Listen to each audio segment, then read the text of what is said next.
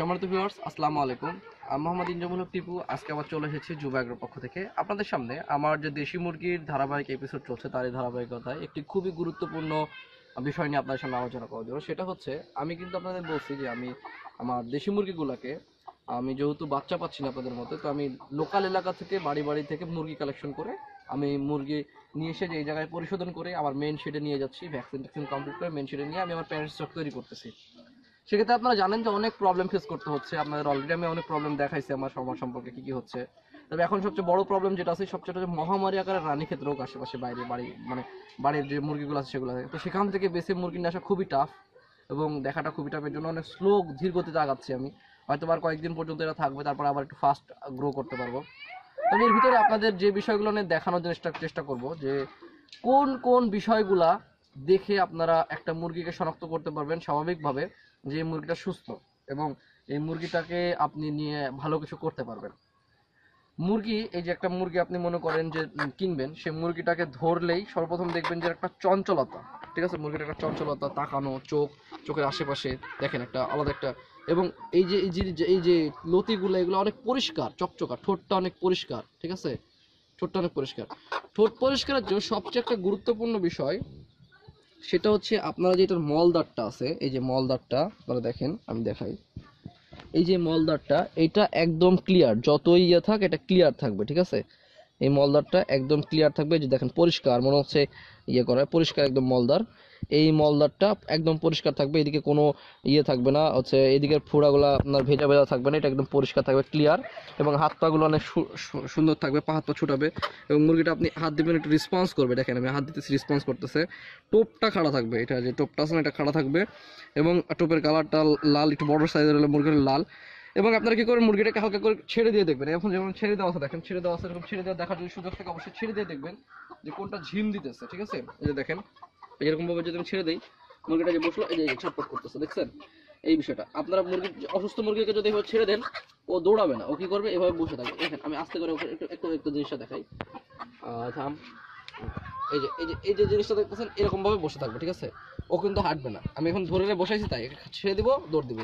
এটা হচ্ছে একটা সুস্থ মুরগির লক্ষণ। এবং সুস্থ মুরগি আরও বিভিন্ন বিষয় নিয়ে দেখায়, যেমন নেস্টটাই যে দেখেন, ওর নেস্টটা কোনো সময় নিচে নেমে নেই, ওসে খাড়া হয়ে। যদি অসুস্থ মুরগির নেস্টটা এরকম হয়ে থাকবে, তবে সেক্ষেত্রে অন্যান্য রোগ ডিজিজের অ্যাটাক আছে। এবং খাবার থলিটা আপনারা চেক করে দেখবেন যে খাবার থলিতে পানির পরিমাণ বেশি আছে কিনা। বেশি টিপাটিপি করবেন না, তবে হালকা হাত দিলে তো বোঝা যায় খাবারটা আছে কিনা পেটে। এবং মুরগিটার লক্ষণ দেখলে দেখেন। এবং আপনারা কি করবেন, মুরগিগুলো যেহেতু কেনার সময় এতটাও বেশি দেখার সুযোগ পাওয়া যায় না, সেক্ষেত্রে আপনারা খামারে নিয়ে এসে মুরগিগুলোকে খুব ভালোভাবে নজরদারি করবেন, টেক কেয়ার করবেন, দেখবেন। এখানে এটা কিন্তু পরিশোধন শেড আমার, এটা পরিশোধন, এখানে এরা 10 থেকে 15 দিন থাকে, দেন তারপরে আমার মেন শেডে যায় মুরগিগুলোকে।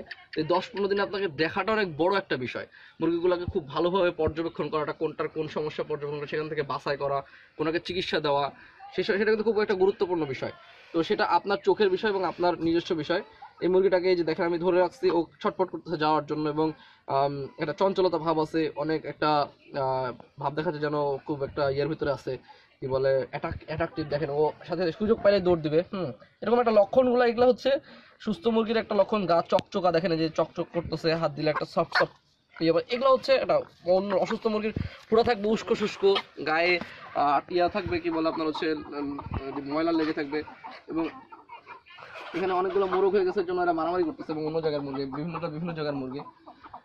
তো যাই হোক, আপনারা এখানে কিছু মুরগি আছে, আমি আপনাদের চেষ্টা করলাম যে অসুস্থ মুরগি দেখে বেছে কিনবেন কীভাবে সেটা দেখানোর চেষ্টা করলাম এবং বোঝানোর চেষ্টা করলাম। তো এইরকম লক্ষণগুলো দেখে মুরগি কিনবেন, এবং মুরগি কিনে আপনি, তবে বাজার থেকে মুরগি কেনার ক্ষেত্রে সতর্ক। বাজার থেকে আমি মুরগি কেনার পক্ষপাতিত্ব না, আমি বাজার থেকে নিজে মুরগি কিনি না, এবং বাজার থেকে মুরগি কিনবেন না, আমি যেটা মানে অপিনিয়ন দিতেছি, কিনবেন না তা না, আপনাদের পার্সোনাল বিষয়। তবে আমার মনে হয় বাজার থেকে মুরগি কেনাটা ভালো না, কারণ আমরা অনেক সময় দেখছি, আমার বাসা গ্রামে, আমি গ্রামে দেখছি যে আমাদের কোনো মুরগি অসুস্থ হলে, বেশি পরিমাণ অসুস্থ হলে, তারপর আমরা বাজারে বিক্রি করে দিই। সুস্থ মুরগি খুব কমই বিক্রি করি, এবং ভালো মুরগিগুলো খুব কমই বাজারে বিক্রি করি। তবে গ্রামে বাসা বাড়িতে কিন্তু খুব ভালো মুরগিগুলোও কিন্তু বিক্রি করে অনেক সময়। বাড়িতে যেগুলো আছে, আমার কিন্তু ফার্মে অলরেডি খুব ভালো একটা ডিমও পাচ্ছি আমি, প্রত্যেকটা মুরগি থেকে একটা ভালো ডিম পাওয়া শুরু করে দিচ্ছি আমি।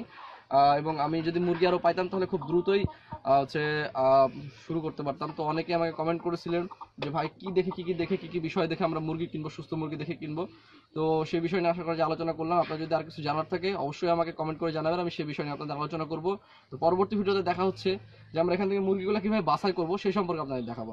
তো কোন কোন মুরগিগুলো বাছাই করে আপনার টিকবে, কোন কোন মুরগিগুলো টিকবে না, তো সে পর্যন্ত আপনাদের দেখাবো। তো ভালো থাকবেন, ধন্যবাদ, আসসালামু আলাইকুম।